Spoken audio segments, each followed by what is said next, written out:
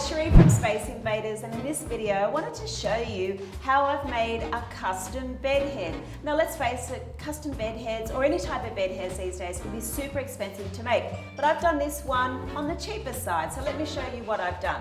First of all, I've got some mouldings. So these are just plain pine mouldings. I got these from a company called Intrim Mouldings, and you can get all different profiles. On this particular renovation, I've just opted for a half moon profile. So I've got my carpenter to install that across the top. We've actually put sides down the left and right to make the frame of the bed head.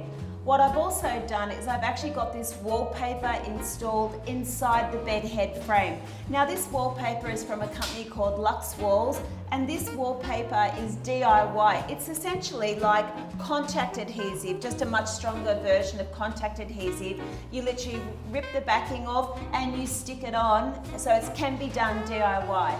I've added a couple of feature lights from Beacon Lighting. So voila, I've got this beautiful customized bed head. Now the moral of this story is, if you can't find the bed head you're looking for, just make it instead. For more tips like this, join us on our Space Invaders Facebook page.